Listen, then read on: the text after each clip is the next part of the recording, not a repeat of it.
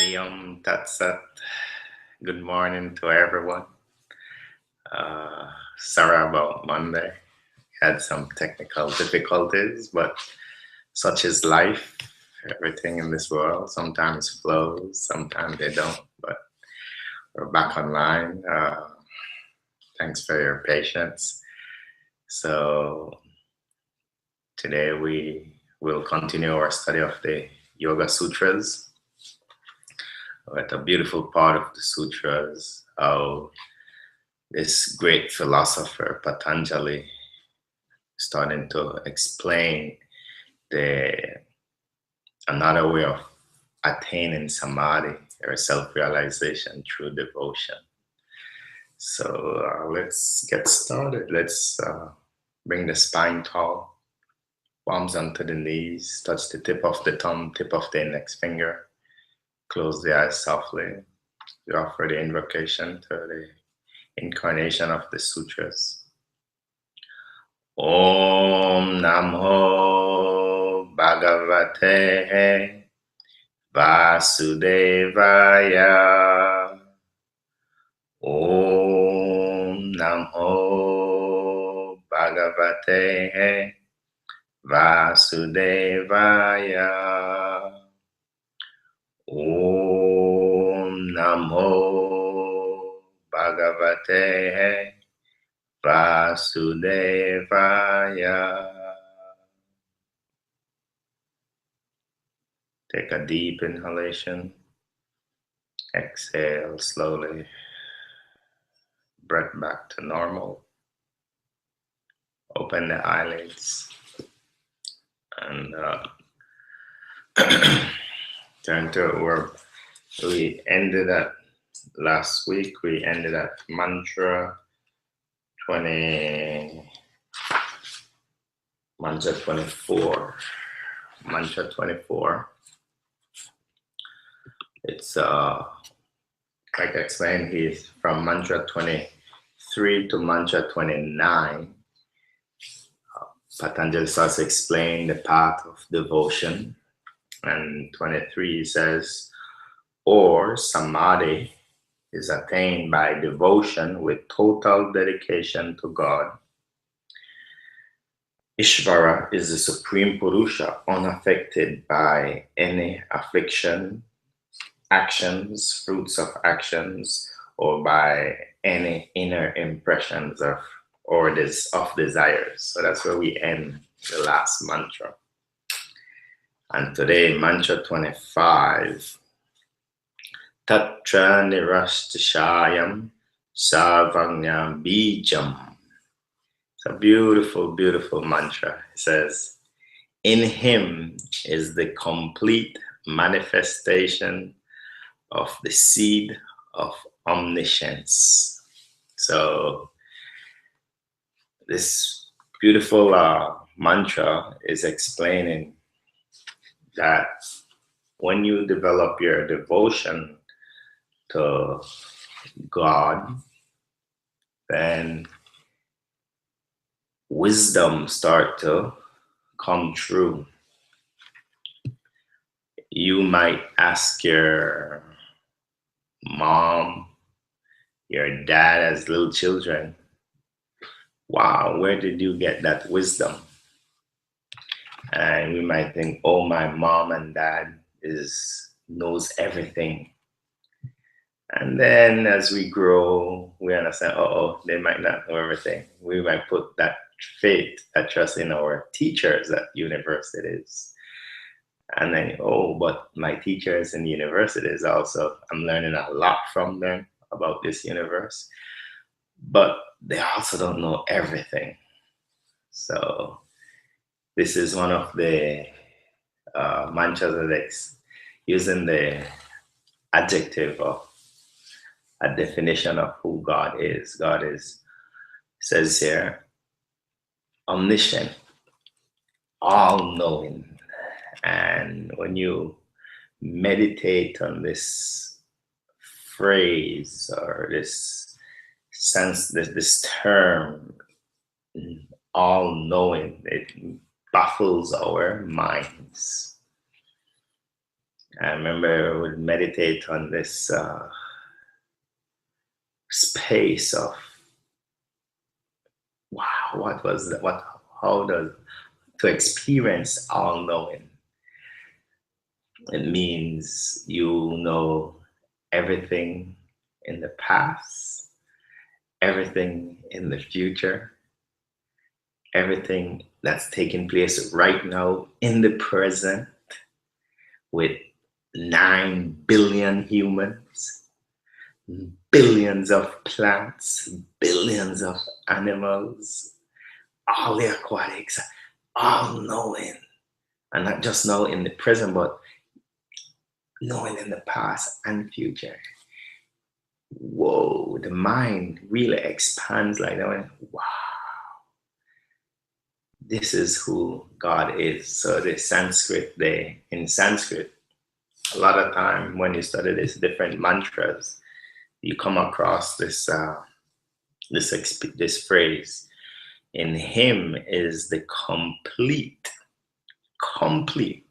manifestation of the seed of omniscience,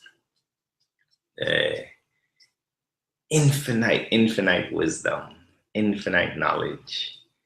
Like when we explore our own mind, we have knowledge of the past for us in this life. You know, we can remember certain things. We can remember certain aspects of our present moment. Like right now, as we are communicating, simultaneously there are subtle thoughts running through our mind which we are not even aware of. The common man today, because they're extroverted so much with the eyes and the ears going on outside, seeing and hearing, they forget subtle thoughts that are going through their mind in the present. And even when we go to sleep, we're having dreams, and most people are not aware of the thoughts in the dreams that are taking place. So that disqualifies me and you and most humans from being God. Sometimes it's quite common in India, whenever a yogi develops some mystic, we call it siddhi, mystic power, and they get a glimpse of this ability of omniscience, and they can tell you your past, tell you amazing things, your parents' name, and so they tap into that vibration of omniscience. But they don't know everything simultaneously at the same time. They might even be able to tell you something about your future and tell you this. But they only tap into that streamline of omniscience for a minute aspect. So in India, a lot of time when a siddhi, a yogi who has those powers, who starts to demonstrate it, the masses of people, the villagers, the whole town, the whole city, they hear about this great mystic. And in India, because they don't necessarily study the books, whenever a mystic yogi like that manifests some of his cities, they have their easily sway to express their devotion to that yogi. And all of a sudden that yogi is an avatar, and that yogi is God, in an expression of God. They know, but they don't study the books, so they have just this fanatic devotion. But the yogis understand sentimentism is needed for your spiritual growth. Along with sentiment, we also need knowledge. And they can't separate the both for the spiritual growth. One famous yogi, Bhaktisiddhanta Saraswati, used to say, religion without knowledge is pure sentimentalism. And unfortunately, most people don't study their religious books or their spiritual books. They just become sentimental, which is good to a certain degree, but it's incomplete. And then philosophy without sentiment is dry speculation. So both has to be there. So we have to study the books so that it enhance our sentiment, our devotion. So our devotion is not just on ignorance or incomplete wisdom. So so that we are not baffled when we meet someone who has some mystic power and we see a whole village or a whole town or a whole state referring to them as God. No. They just have some mystic power. Their mind has reached a certain plane where they get a glimpse of or a pinch of omniscience. And they don't know all that's taking place simultaneously right now about all 9 billion people. They tap into that frame where they can connect. So they get some part of the wisdom, but not all the wisdom. So as we evolve, the yogis were never baffled. In the West, we don't see that much, I think, in the West because, in the spiritual culture that's been around the West is mostly Christianity. And so and one of the philosophy of Christianity is do not bow down to someone else other than God or something. So in the West, when we meet someone who has those kind of cities, people they don't hurry gravitate to them and say, oh, this might be an avatar of God. It's different. But in India and other Asian countries, it's so easily to find that expression by the masses. So we don't want to fall into it. Mantra 25 and 26, they run closely together. So if we try to, in the book, the Swami Satchitananda used a beautiful analogy here. He says, it's like if you draw a circle, you draw the circle, and within that circle there is finite space. But beyond that circle is infinite space. So the mind, when you try to understand who God is and we're developing our devotion to God, then you realize, whoa, man, all knowing about every insect. You see a mosquito, a dragonfly, a roach, a cat, a dog, all the plants, knows everything at any given moment, knows the past, present, future. It makes your mind expand. So it's nice to meditate on that aspect of God, the God as the omniscient one. And when you understand, whoa, everything is taking place, well, he's in full knowledge of everything. But sometimes people question if there's so many bad things taking place, does God know that these bad things are taking place? And one of the beautiful things that gravitate when I started studying the yoga philosophy in the Gita, Krishna will tell Arjuna, God is good and he's evil. God is up, simultaneously he's down. God is all the beautiful things that he should be, but at the same time he's also in the Gita, I am of cheat, I am gambling, of demons, I am this. So I was like, whoa, makes sense. God knows everything, omniscient. It's a beautiful way to understand. Okay, yes, when you see bad things happen, does God allow? Not even a blade of grass moves without the sanction of God. So when we see evil in our culture, in our planet today, There's a karmic reaction. We just can't see why it's taking place, but there's a reason for it. And you more and more you question, we question, because a lot of time when evil comes our path,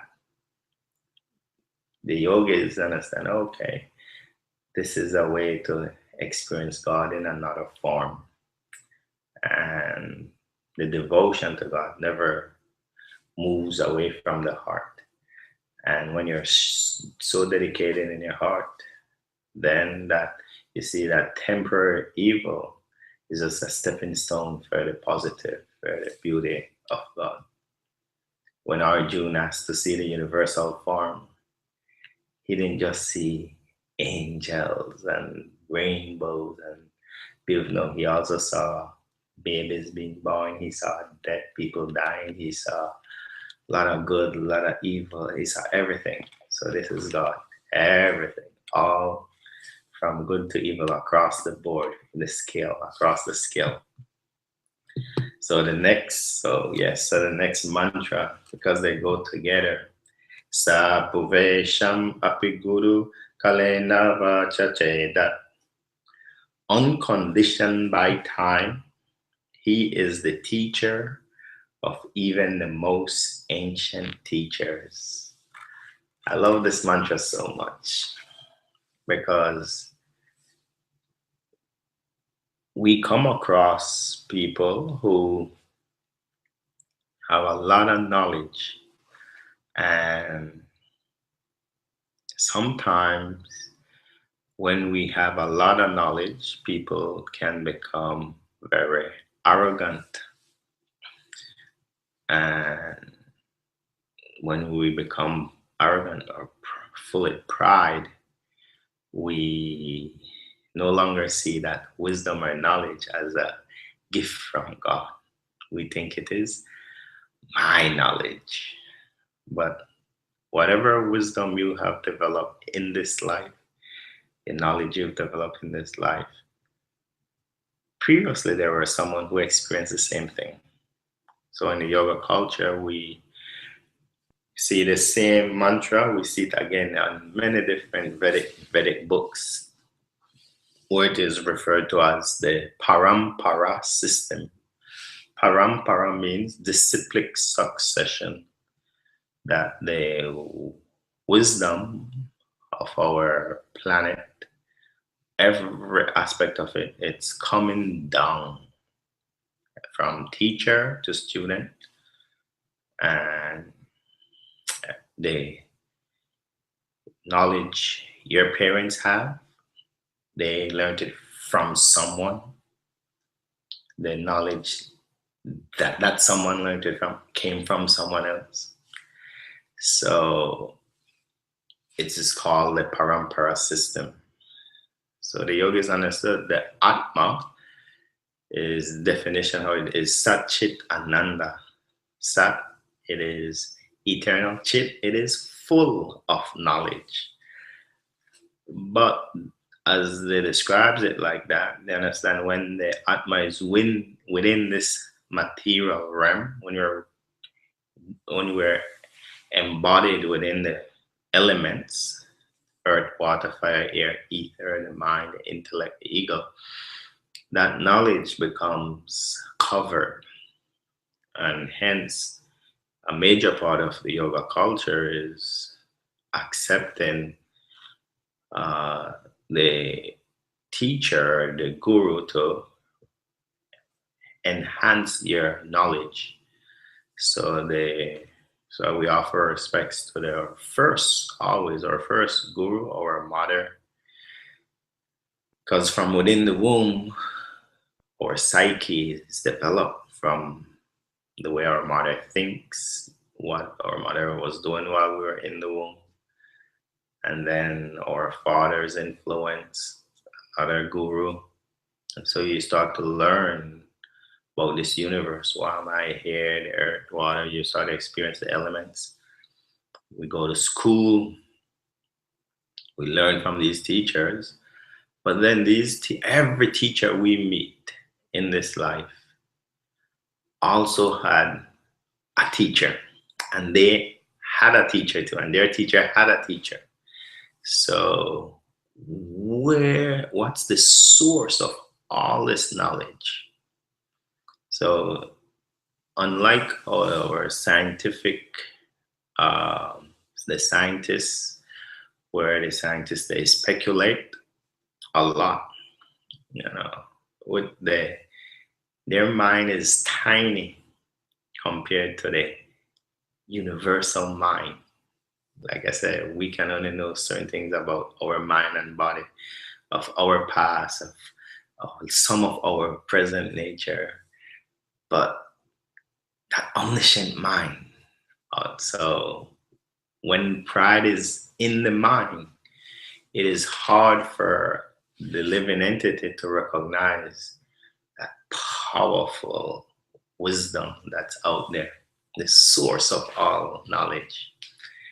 So the yogis, as we evolve, as we get more and more realization, we understand humility must enter the heart as well. Otherwise, we will stop the channel of the wisdom coming through disciplic succession.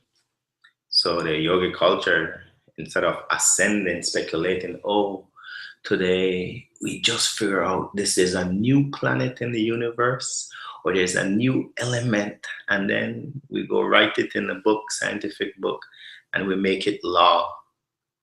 And then for 5 years, every student who goes through that system has to abide by that. And then 5 years down the road, me in my mind, my scientific mind, was thinking, oh, there's a few more planets.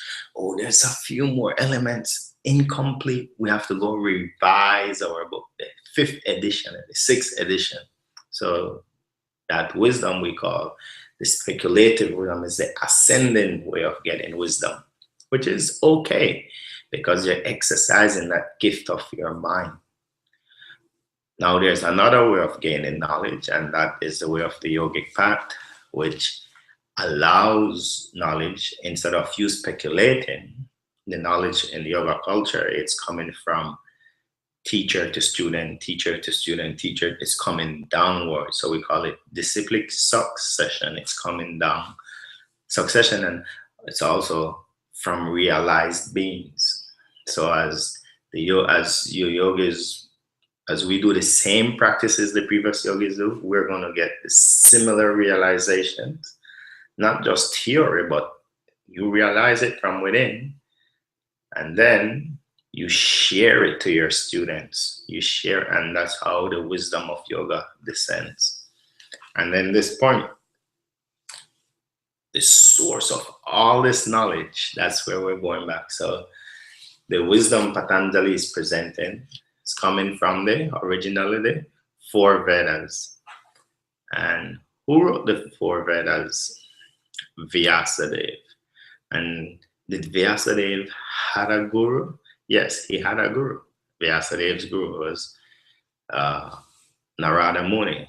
Then, oh yes, Narada Muni. Did Narada Muni had a guru? Yes, Brahma, the first engineer of this universe. So this wisdom, did Brahma had a guru? Yes, Brahma got initiated from the Gayatri mantra into his heart. This wisdom came through from the spiritual domain, from God in his heart. So this is how this wisdom comes down. And as we read it, we're connected.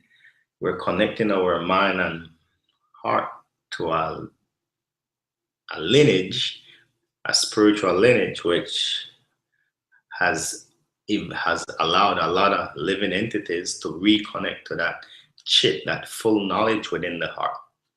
So we're connecting, and when you connect to it, it's like, okay, this is what self-realization is all about.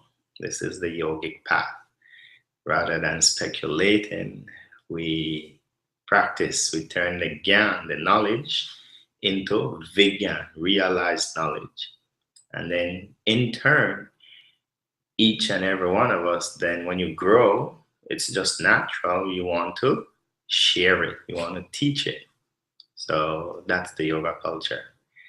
Share it to our juniors, We share it to our peers and keep gaining from our superiors. So it's a humble culture of accepting wisdom and recognizing the source of all wisdom. When you go deep into, oh yes, the source of all knowledge in this whole, how the sun rises every day and sets, how the moon rises every day and sets, how if you plant this seed in the soil and it turns into a tree with fruit, it's so many stuff in this plant. And the person who has knowledge of all of this is God. That's what the sutras are explaining. And you develop your devotion to God like that, then God in the heart starts to give you more and more wisdom from within. And you start to get wisdom from outside, from the teacher. You get wisdom from a lot of different teachers. The plants teach us, the animals teach us. Then you get this wisdom from within, and that's when you start to see God in every aspect of our life. Knowledge. So unconditioned by time. That's amazing.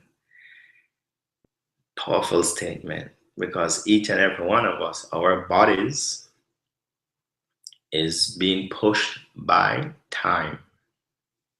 If you asked any human being, would you want to remain young, youthful, vibrant, with a lot of energy and prana? Everyone would say yes. You meet someone who is 30, they say, man, I wish I was a teenager. You meet someone who is 40, they say, oh man, 40 is the new 30 or the new 20. They want to be. You meet someone who is 80, they, man, I wish I was. So this powerful force of time is pushing our elements, pushing the body to age. And we are limited by, like, I just started to see some gray hair manifested on my head, and I realized, okay, this is when yoga is referred. Wow, I'm becoming a man. I'm maturing now. Today, people get a few gray hairs. What do normal people? They run to the shop to get the dye, right? To dye the hair, but that's okay. But the yoga is like, okay, time is pushing me on. This powerful time. I have no control over it. My body's aging. It's going so, and then it'll start to dwindle. So you understand, this force of time is nothing to be reckoned with. It's so powerful. It doesn't matter who you are. You can be the wealthiest person with all the wealth. You can't buy back 1 second. This 1 second right now, boom, is already off the pass, gone. And that's why the yoga is cherished time. Every second of our life is important. And what we do with that time, do we just waste our time just trying to think of all the faults in life? This place is the yoga's understand it's a faulty place. But within the faulty place, there is also a lot of beauty and a lot of good. So connecting to the higher self, to your Atma, you start to be able to use your time for good. So time pushes us. It allows us to grow with wisdom. And that's the yoga culture. The eldest person in the family is considered a gift to the whole family, because that elder should be able to give so much knowledge and wisdom to the juniors, parampara. And normally in the ancient culture, when an old person, the elder, is on their deathbed, everyone is near the deathbed just to hear the last wisdom coming out of that soul's mind. And that's how wisdom was passed down. Today, unfortunately, elderly people might not necessarily be that evolved in knowledge. younger people have no respect for elderly people sometimes. And so our culture today has changed so much. But we can set an example whenever we have an elder around on their last deathbed. We look after them, we take care and try to get the last wisdom. They've lived an amazing life and they've grown, and so we learn from them. And as we age, we want to age gracefully as well as time. This time pushes us on. Use our time to age, to share wisdom, parampara, teach the younger generations so that they can, do good for the planet and for their younger generation after them. Parampara. So God is not conditioned by time. This is a beautiful, beautiful point here. When an incarnation of God comes in this world, it doesn't age like us, our elements. I remember when I first, if you see a paint, normally if you see paintings of Buddha, Ram, Krishna, they're all young looking. And I remember I teacher, how there is no old picture of Ram or no Ram or Krishna as old. And I explained now that in Avatar is beyond time, unconditioned by time. So they don't age like us. Their bodies are different, made up of spiritual vibration, pure atmas, just like us. The atma, we are ever fresh, ever youthful. The soul is the spirit, the aspect of us that antimaterial part never ages because we're from the spiritual domain.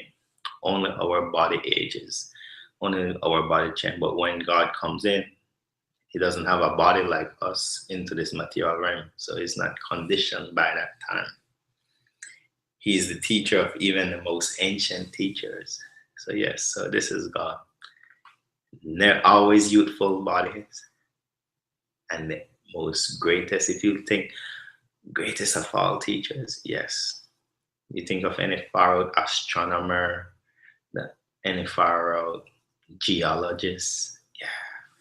God is the teacher of them, the source of all wisdom. Powerful. It's nice to meditate on God like that as we go around in our daily life, because in our daily life throughout the day, we don't look things in our life happen so quick. We don't stop to, oh, where did that person get that knowledge from? Oh, this person is this. Oh, the pilot, the fly the plane, the submarines, the boat. Where all those knowledge? We need knowledge for us for this planet to work, for things to happen. And the source of all of those is God. Connect, and that's someone who can reach samadhi through their devotion. They understand every knowledgeable person, the source of their knowledge is from God. Like when sometimes people, they fly on a plane and they get off the plane and they landed in there. No one knows how to fly a plane unless you're a pilot. So the natural tendency is when we get off the plane and we see the pilot, thank you, pilot. Thank you. It's a great way. Wow, they have knowledge how they flew that plane. But when you're up there in that plane and that plane goes through turbulence, we transcend. What do people say on it? Oh my God. People start to connect to the pilot. Who gave the pilot the intelligence? God. So this is devotion, the path of bhakti, connecting to that source. Of course, we don't have to walk around constantly. Just internalize. Yoga is an internalization practice. You see God's hands everywhere in all aspects, and then so the next time you take a train, you take a bus, you take a plane, anything, wherever there's knowledge, you can see the source of that knowledge is God. So we'll end there for sutra practice, and we'll go into the meditative practice on the sutra.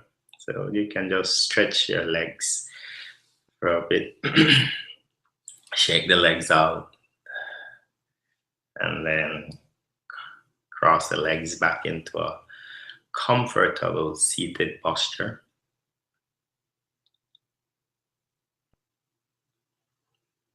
Kaya Styram. Stillness of the body. And as you cross the legs, use the power of your legs to push down and lift your spine tall.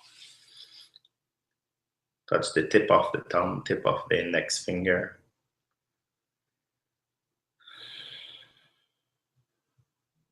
Close the eyes softly.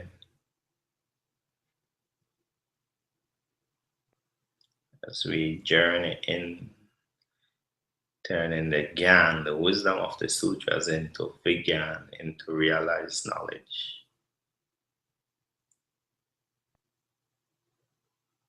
As we still the physical body, slowing the heartbeat down, slowing the breath, transforming the nervous system, awaken into the parasympathetic relaxed state,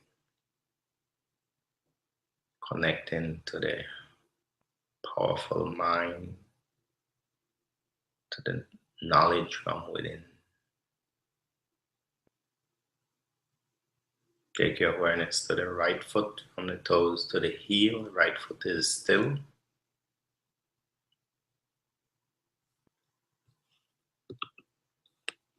To the left foot is solid.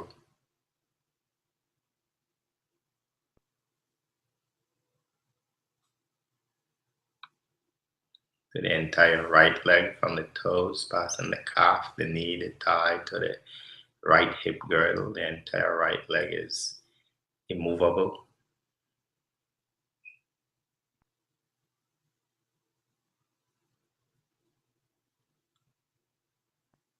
To the entire left leg is stable.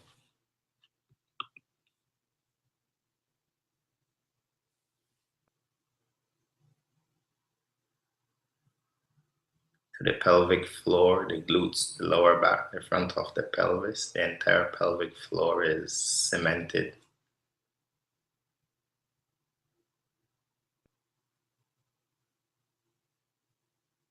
To the entire back is still.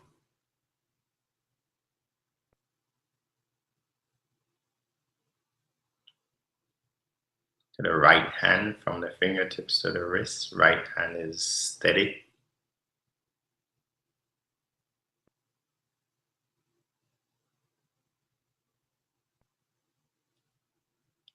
To the left hand is solid.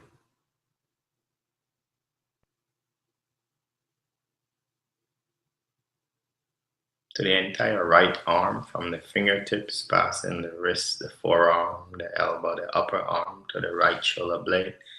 The entire right arm is stable.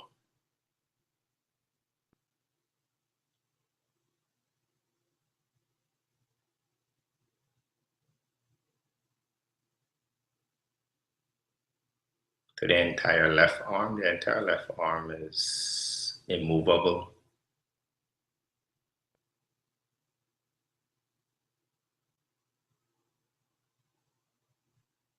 To the neck is motionless.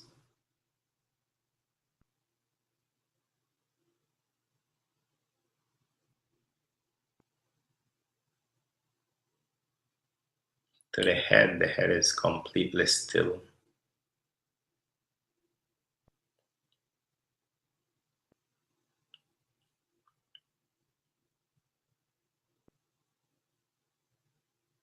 Take your awareness to the entire body. Imagine the entire body is like a statue, immovable, stable.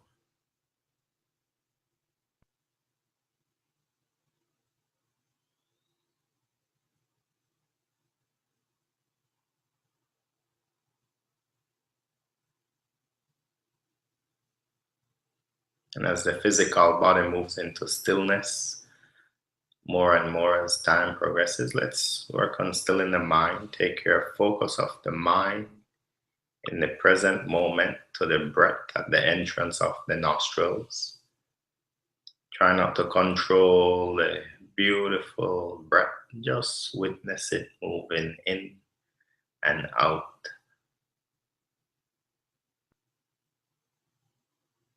This breath was with you throughout the night, throughout the sleep, throughout the waking state, recognizing the breath.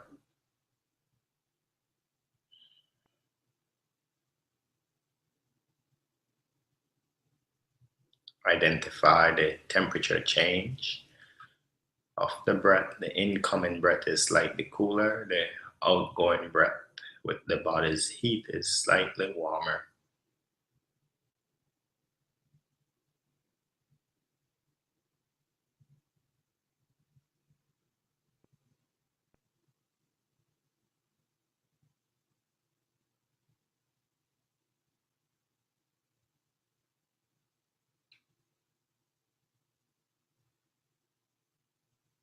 And sensitizing the mind a bit more.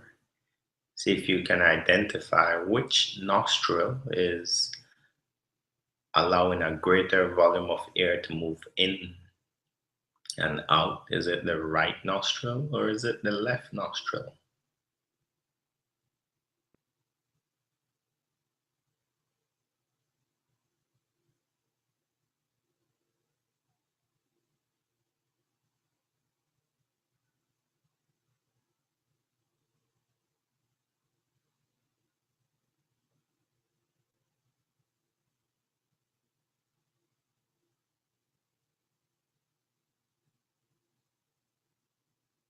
And now just witness the four aspects of the breath.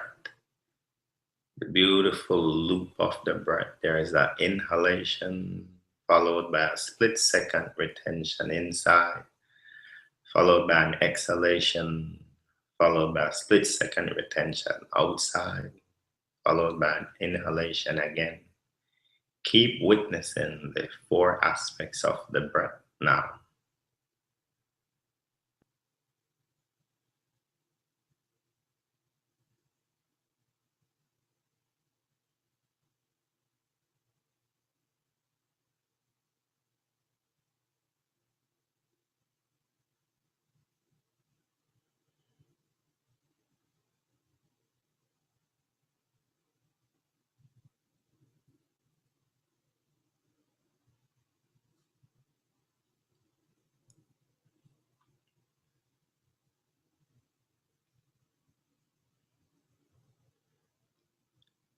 Move into the practice of Samavita Pranayam, equalizing each of the four aspects. Move with me.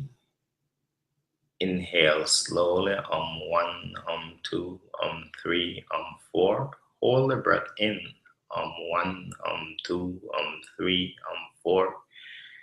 Exhale slowly, one, two, three, four. Keep the air out, one, two, three, four.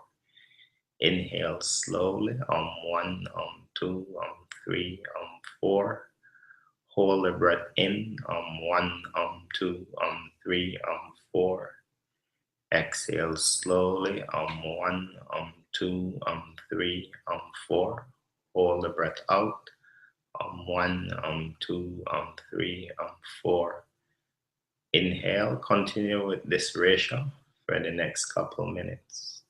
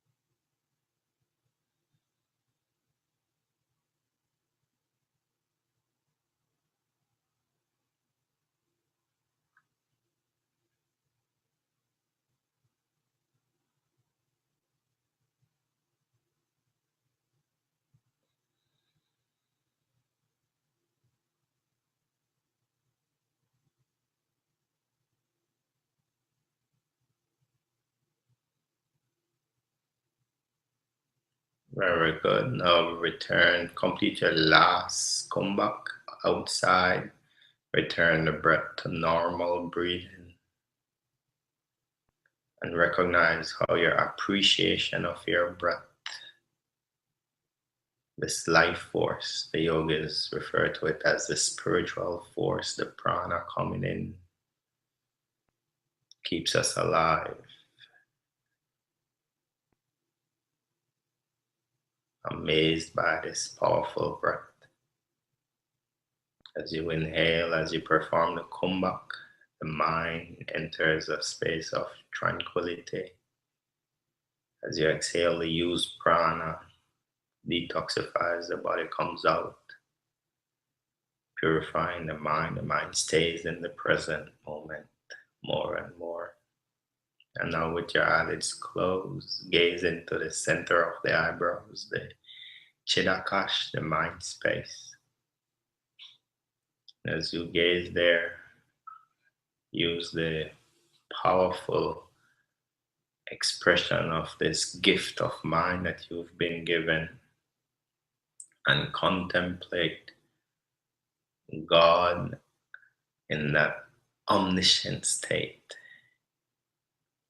Imagine you're in contact with that all knowing, full of knowledge being, not just a final, infinite knowledge of all the entities, living entities on this planet, plants, aquatics, animals, humans, no knowledge of their past, of their future.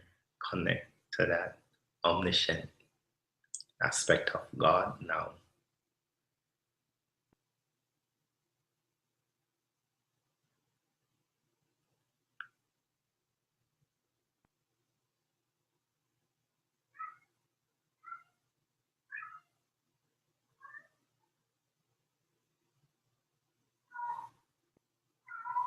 Now I want you to recognize the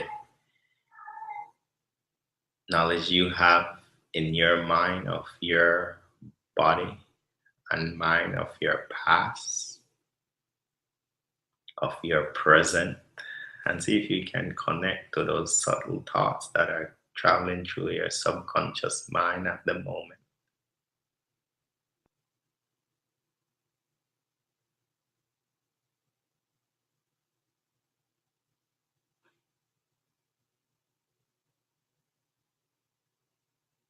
Your mind can project in the future as well. Maybe go to the future for today, how you'd like to see your day manifest.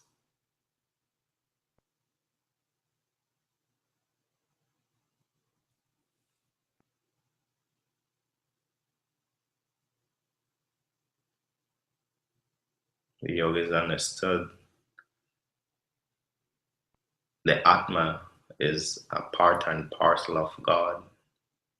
So we have some of God's qualities within us. We have some knowledge, some wisdom of our life, of our past, of our future. The mind can expand on the present that way.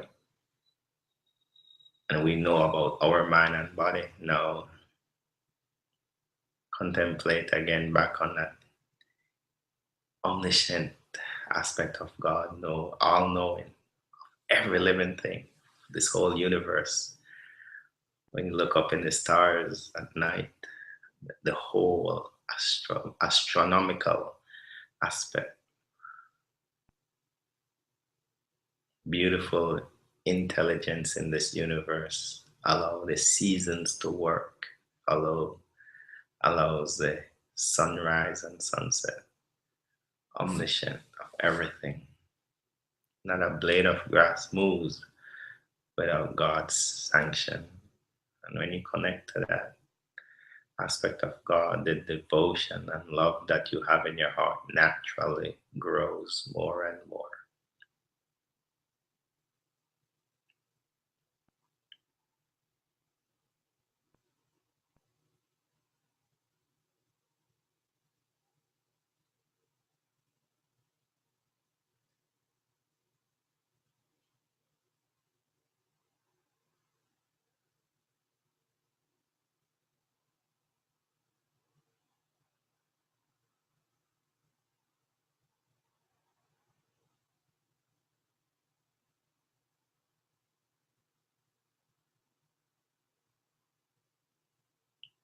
Very good. And now let's explore the disciplic succession of God. I want you to recognize anyone on this planet who you have respect for their knowledge. Maybe it's the train driver, the pilot who flies the plane. Maybe it's the chef. Maybe it's the doctor, and anyone who you respect their knowledge and see that the knowledge that they have, they got that from the original teacher who is God. Take your time and contemplate a few people who are very knowledgeable in their aspect, their psychic conditioning, and recognize that their knowledge is coming from a higher source.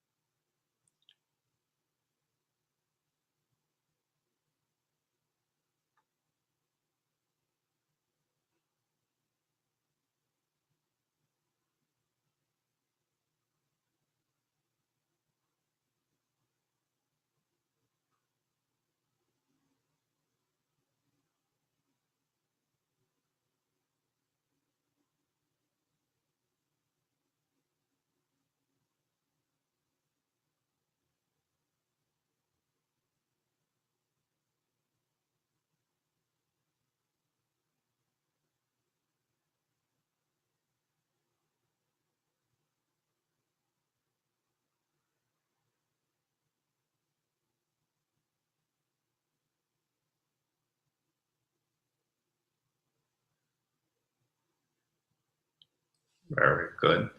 And now contemplate that powerful expansion of God. Use the concentration power of your mind and contemplate this element of God. We refer to it as kala or time. How this time pushes us on in this incarnation that we're living.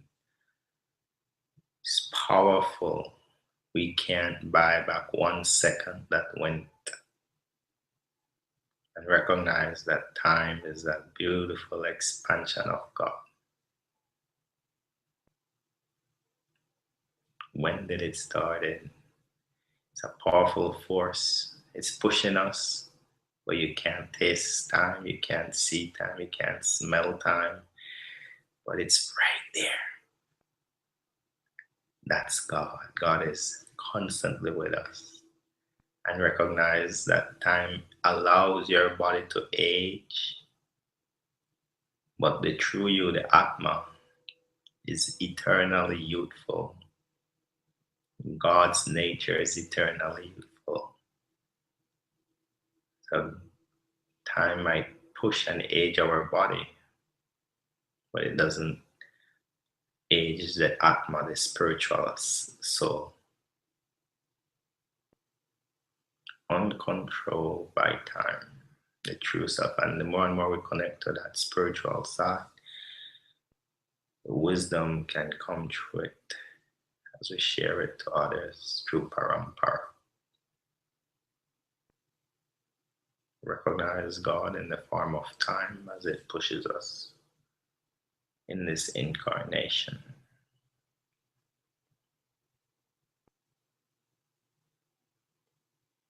Time is not the clock, time is not the watch. It's a powerful force.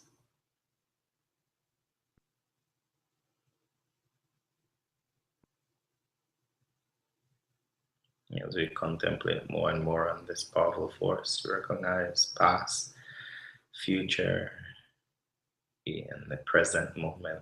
As we connect to the higher self, you understand, whoa, it's also a temporary aspect as well. You can transcend it eventually. The spirit, the Atma is more powerful and this powerful force.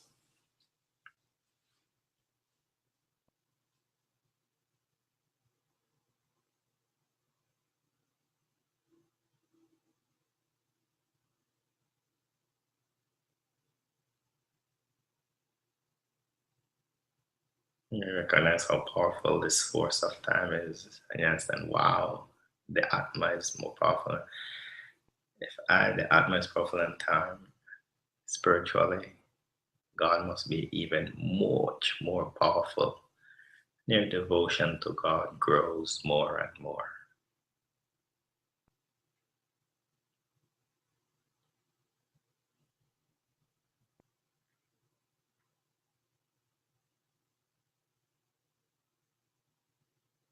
Your devotion grows, respectful of the wisdom and knowledge of others. You respect their level and devotion grows when you respect, wow, all their wisdom and knowledge comes from God. Recognize your powerful mind as you grow. So much more and more knowledge every day, more and more knowledge. You realize knowledge comes in every time you realize something, you're grateful, recognizing it's a gift from God.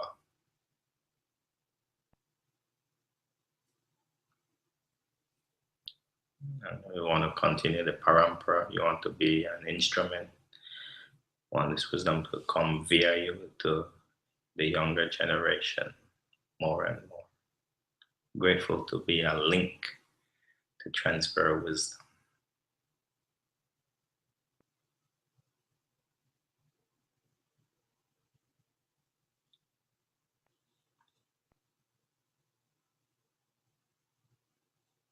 And just gaze in the center of the eyebrows and recognize you're sitting in the presence of God always.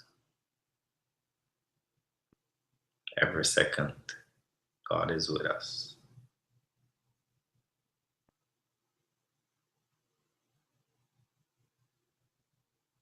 And when we're in tune like this, wisdom comes from within the heart to us.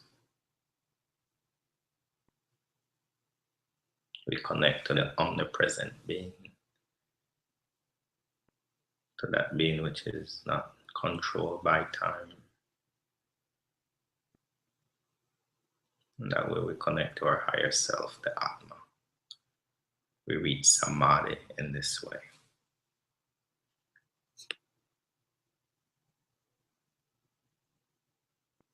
Bring your focus off in the mind back to the breath at the entrance of the nostrils. Feel the air moving in, feel the air moving out.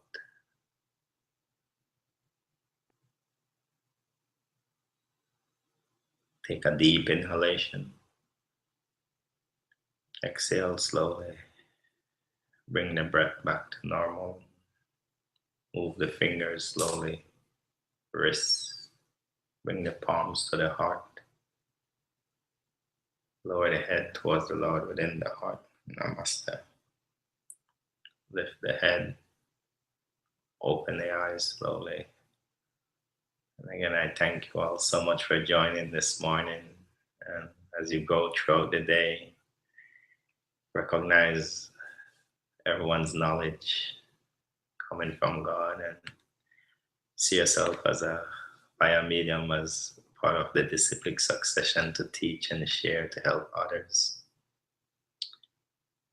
And take your meditation off the mat throughout the rest of the day. Thank you all so much, and I'll see you on Monday morning for meditation. Until then, Hari Om Tat Sat.